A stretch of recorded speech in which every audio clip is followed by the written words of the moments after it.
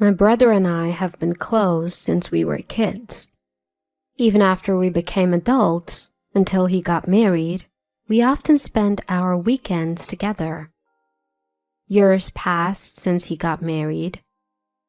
One day, when I assumed he was living happily, I received a shocking message from him. I'm being accused of an affair I know nothing about, and they're demanding compensation in the divorce court. It seemed that my sincere and earnest brother was being sued by his sister-in-law. I immediately headed to my brother's house. My name is Ava. I'm a 31-year-old woman working as a lawyer. After graduating from law school, I became a lawyer and now work at a prominent firm. I always struggled with studies, so it wasn't an easy journey to get where I am today. Still, I became a lawyer and now live a busy but fulfilling life. Of course, every day is a day of learning, and I think it'll always be. But I have a unique hobby: gaming. I'm what you call a gamer, and when I have time, I play online games with my brother, also a gamer. Samuel, my brother, who's 5 years older, supported me during my college admissions and bar exams. We're still very close. I was forming my career as a lawyer while enjoying games with Samuel. But since he got married last year, we played less frequently. One relaxed weekend at home, Samuel called. Hey, do you have a moment? I need some advice. It was unusual for reliable Samuel to ask for guidance. Though surprised, I listened closely. Lately, my wife's been acting strange. She's out often and sometimes doesn't come home at night. I hope I'm just overthinking. Samuel began talking about his wife, Charlotte. He said she often wasn't home when he returned from work, and sometimes didn't come home at all without notice. I only met Charlotte at their wedding, so I don't know her well. But from our few meetings, she seemed friendly. So I was taken aback. It's not inherently wrong to stay out late or go out, but if it happens too often, it's concerning. If there are relationship issues or infidelity, something has to be done. That's why Samuel consulted me, being a lawyer, about potential solutions. However, from a legal perspective, you can't do anything without evidence. Moreover, involving a lawyer isn't the most peaceful solution, especially without any proof against his wife. Since I didn't have a clear picture of the situation, I decided not to intervene just yet.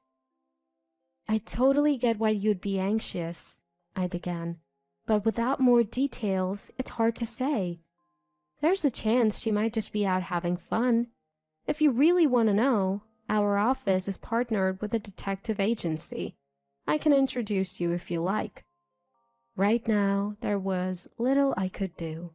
However, if Samuel was truly concerned, I thought it might be best for him to look into it. So I suggested he hires a detective.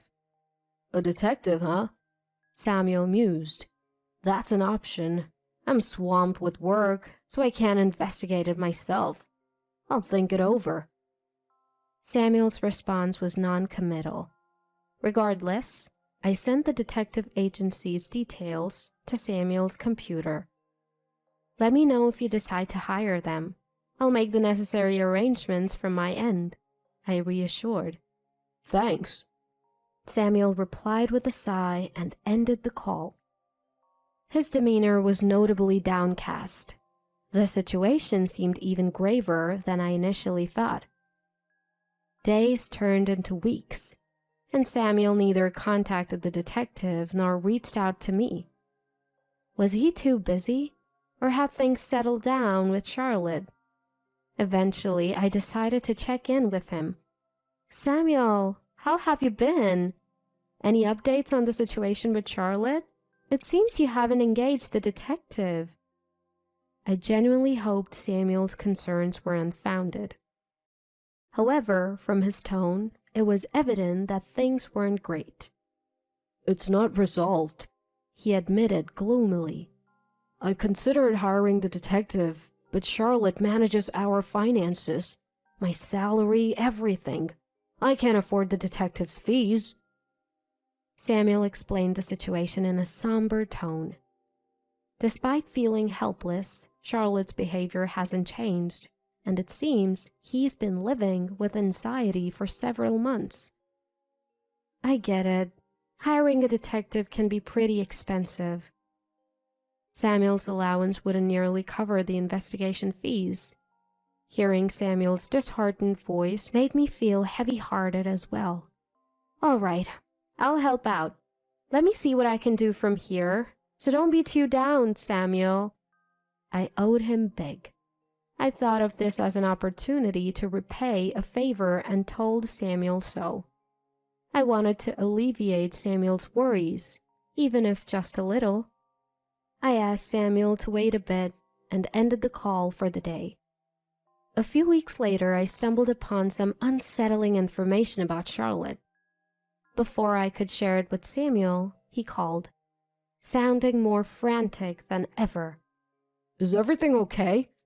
"Something's come up," he blurted out. I braced myself for what Samuel would reveal next. "Charlotte is threatening to sue me for alimony based on false allegations of infidelity. She even has a lawyer demanding compensation for our pending divorce, claiming they'll proceed legally if I don't pay." It sounded like Samuel had been ambushed by Charlotte and her lawyer, with unexpected demands. He explained that he had secretly called me during a break from their intense discussion. Hearing this, I was at a loss for words. I knew Samuel wasn't the type to cheat. Samuel himself probably has no idea at all. That's why he's saying it's fabricated.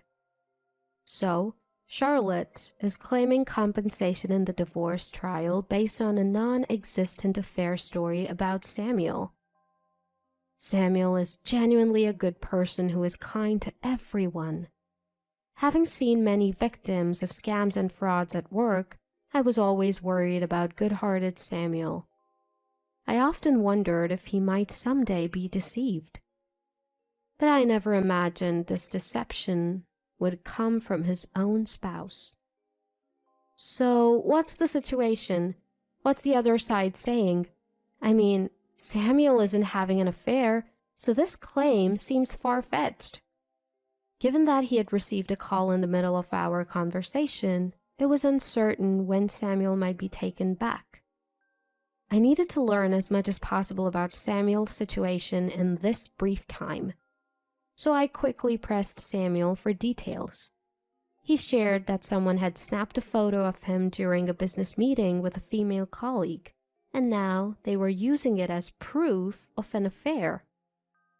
In the photo, both of them were dressed professionally, and the location wasn't suggestive in any way. It was clear they were forcibly trying to frame it as evidence of infidelity.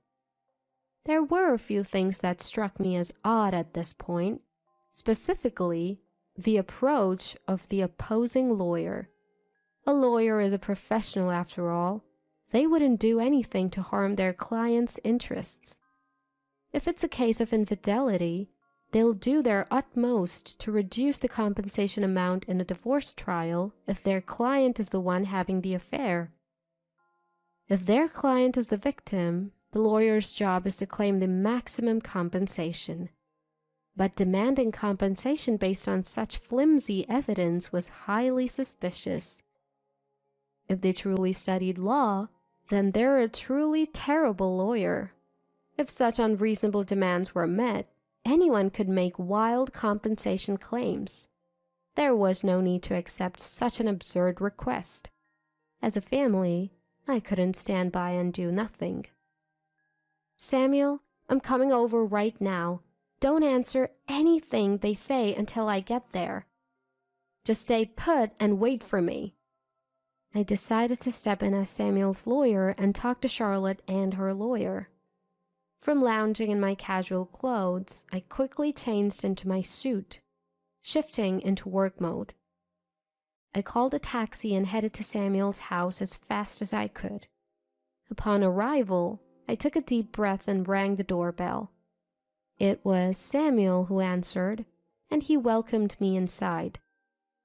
Heading to the living room, I found Charlotte sitting next to an unfamiliar man. This man seemed to be Charlotte's attorney. Both of them looked at me in surprise.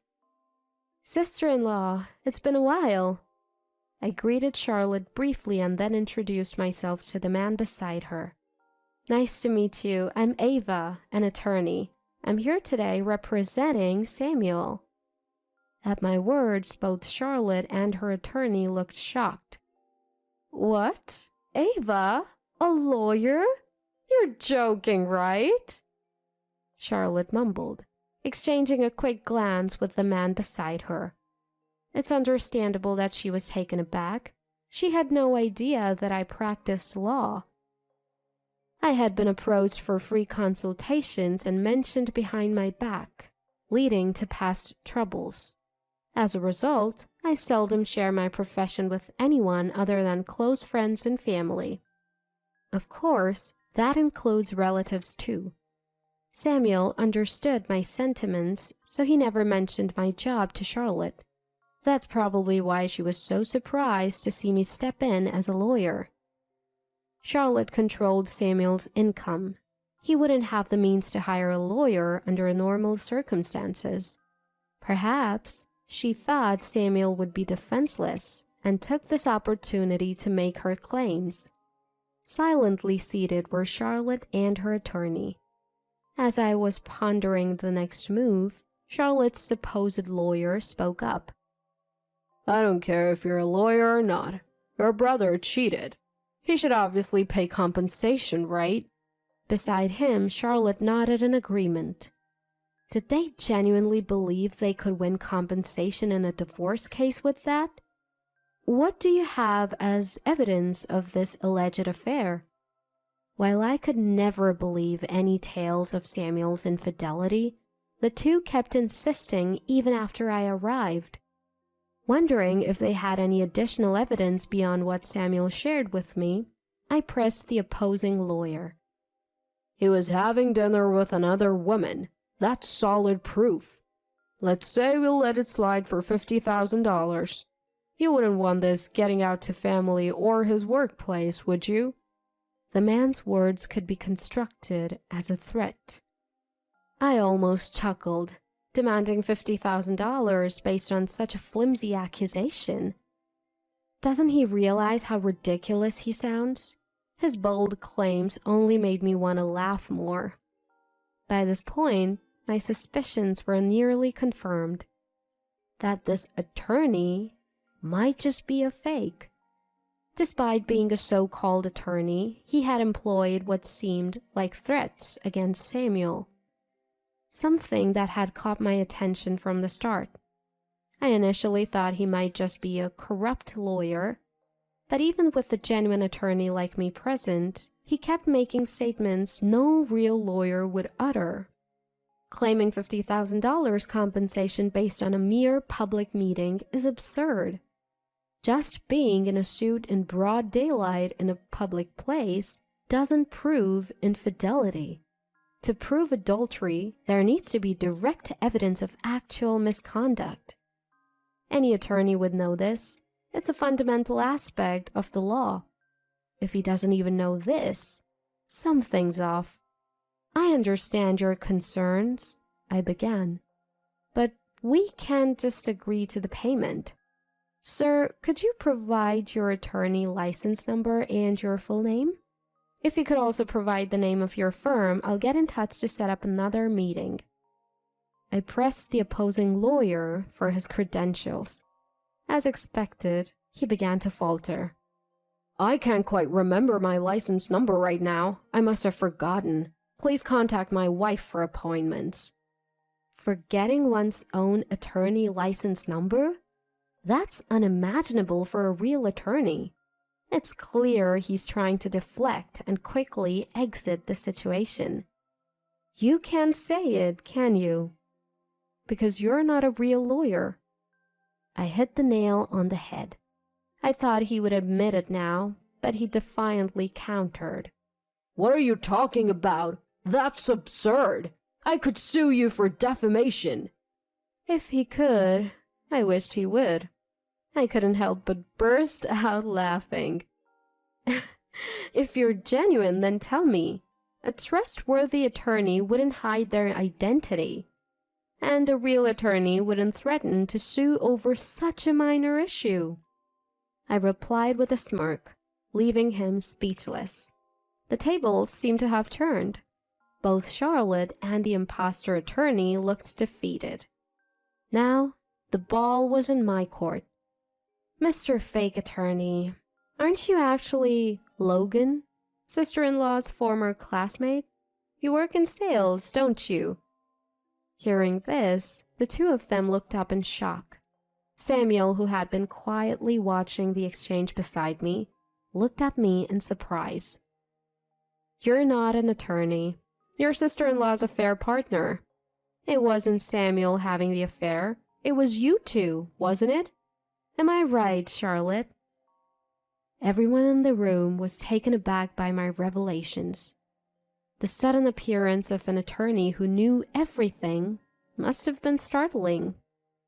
I had been consulted by Samuel, and after learning he couldn't afford to investigate, I took matters into my own hands.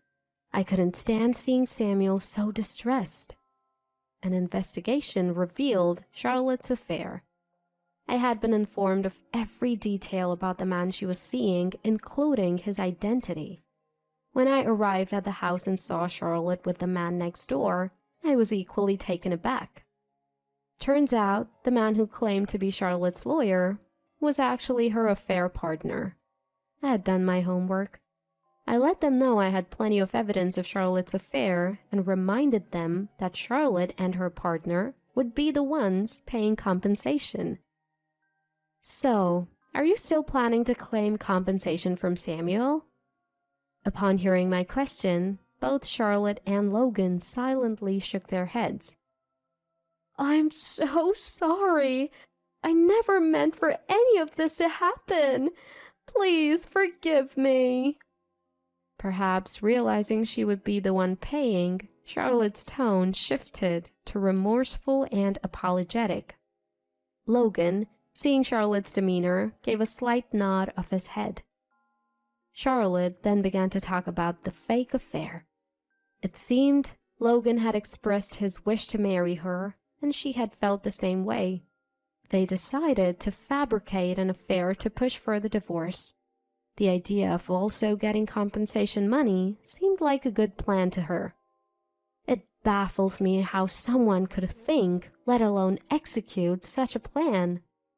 Then Samuel, who had been silent till now, spoke up. You betray someone and try to frame them with a crime. You think just saying sorry will settle it? I've always trusted you as my wife, so be prepared for the consequences of what you have trampled upon.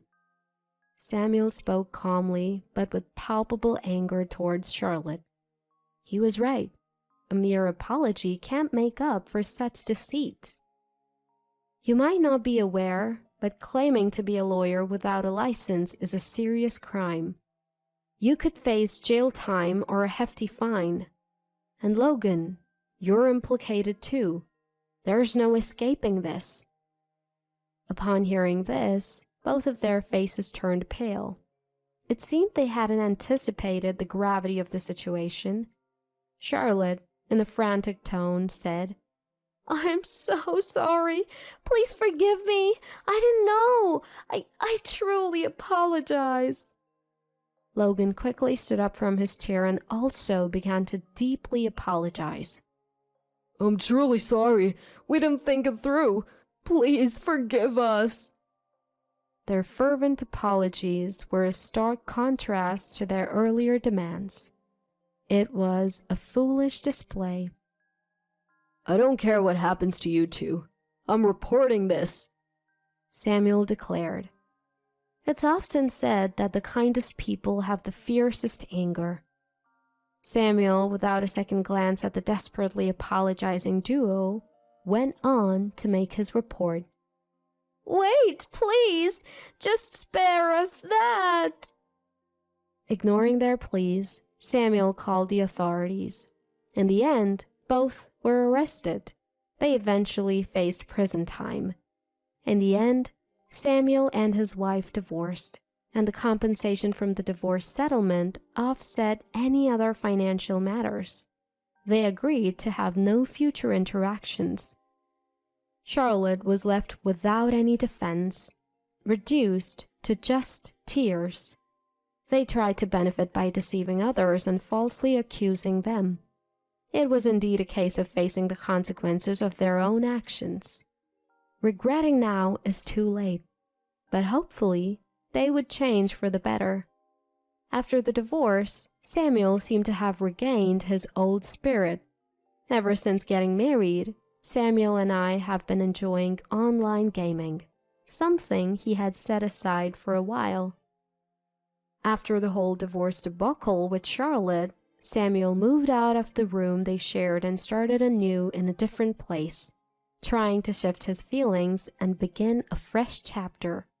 For a while, he seemed to have lost trust in people and kept his distance. But lately, I've noticed he's been slowly venturing out for meals with friends.